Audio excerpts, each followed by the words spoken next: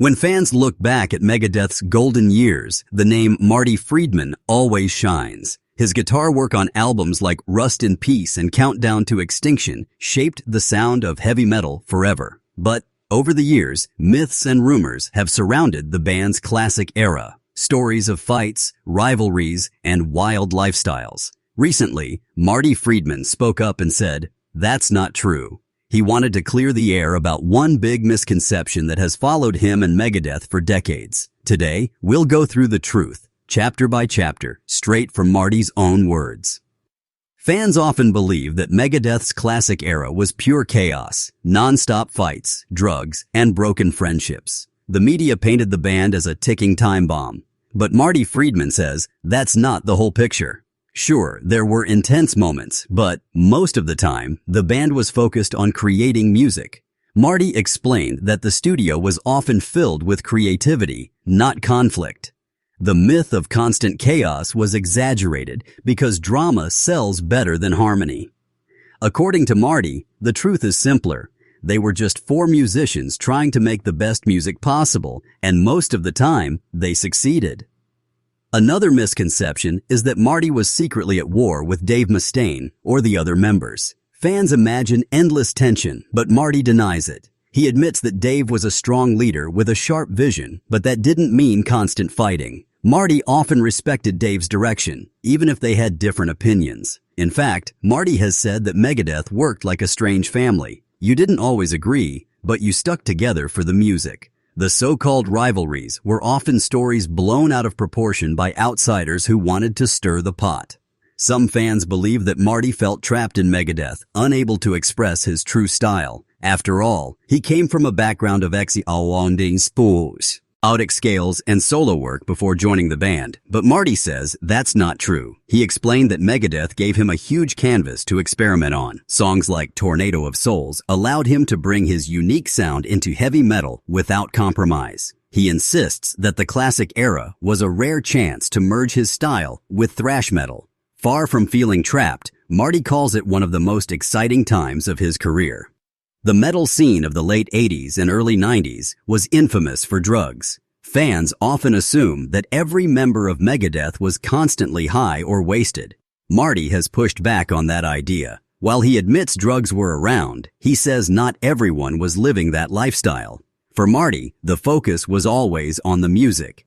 He explained that many late-night studio sessions weren't about partying, they were about perfecting riffs and solos until sunrise. The band had its issues, but the idea that everything was fueled only by drugs is a myth Marty refuses to let define them. Another misconception is that Dave Mustaine controlled everything, leaving no room for Marty's ideas. Marty disagrees. He says Dave was strict about the band's direction, but he always left space for Marty's creativity. That's how iconic solos like Tornado of Souls came to life. Marty recalls that Dave trusted him to deliver solos that fit the songs perfectly. Instead of being shut down, Marty often felt empowered. The partnership wasn't about dictatorship, it was about balance. Fans may think Marty was just a hired gun, but the truth is, he left his fingerprint on Megadeth's sound forever. Documentaries sometimes show recording studios as places of shouting matches and ego wars. Fans picture Megadeth's studio sessions as battles. Marty says that's simply not true. The atmosphere could be tense at times, but it was rarely hostile. He remembers many moments of laughter, jokes, and late-night creativity. The band worked hard, sometimes too hard, but the end result was music that stood the test of time. The idea that recording was a daily war is just another myth. According to Marty, the studio was often the place where the band was most united. Megadeth's tours are often described as dangerous chaos, fights backstage, constant breakdowns, and impossible schedules. Marty clarifies that while touring was tough, it wasn't the nightmare people imagine. The band was professional when it came to delivering shows. Marty recalls being proud of how Megadeth could take the stage night after night and deliver powerful performances. Sure, life on the road was exhausting, but the image of Megadeth as a band barely holding it together is misleading. Marty insists the tours were some of the best times of his life, filled with music and loyal fans. Another story fans love to repeat is that the classic lineup was destroyed by money and power struggles. Marty doesn't agree. He admits that money caused tension at times, like in any big band, but that wasn't the reason things fell apart. For him, it was more about creative directions and personal choices. Marty explains that when he eventually left Megadeth, it wasn't about money at all. It was about wanting to explore different musical worlds. The myth of a greedy breakup doesn't match the truth. The biggest misconception of all is that Marty left Megadeth because of fights or bitterness. Fans often imagine a dramatic exit, but Marty sets the record straight. He left to follow his heart.